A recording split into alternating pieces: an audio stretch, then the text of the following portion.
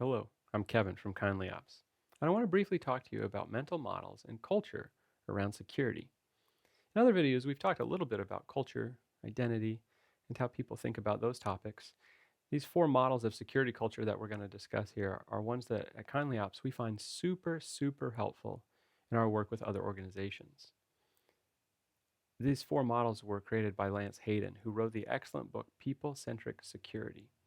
Lance graciously published this model under a Creative Commons license, so you can even use this in your own team.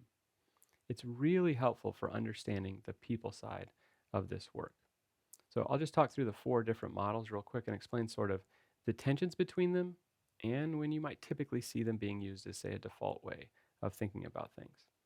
So looking here specifically at the model, you've got this 2x2, and across the horizontal axis, there's this internal focus and external focus tension. And then on the vertical axis, you've got tight control environments in tension with loose control environments.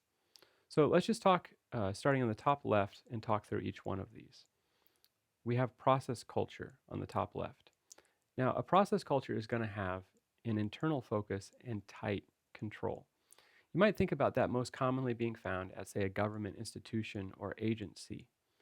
And you're going to see that internal focus really show up at those agencies or organizations where they set their own standards of right and wrong and don't have, say, external standards to meet. They're deciding what the standards are internally. And then you move over here to the right with compliance culture. So that's got very tight controls still, but it's actually got an external focus. And so when you would see that commonly is with, let's say, a healthcare organization. They have tight control. Everyone knows lives are at stake. They're trying to be very careful. But those controls are defined by external standards and external regulators often. And so they care a lot about living up to those external standards. Now let's jump down here to the bottom right. You've got an autonomy culture. Autonomy culture has loose control, but it's also externally focused. Now you typically see that at an early stage startup. It's very customer focused, and the controls inside are very loose so that people can be agile, they can work fast, they can solve problems. But there's not a lot of support given around safety and being careful. It's very much live or die on your own, sort of the results of what you do are on you, good or bad. And so that's a common culture you see in the early stage startup world.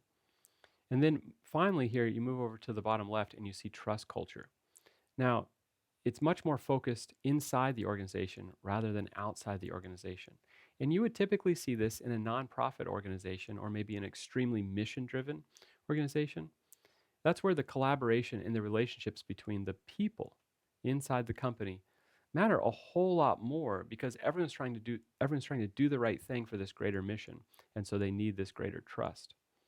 Now, obviously, I'm painting in broad strokes or generalizations here, and things aren't always exactly like that. But that's when you would generally see each of these four models in use. So thank you so much for watching. I hope that this was useful.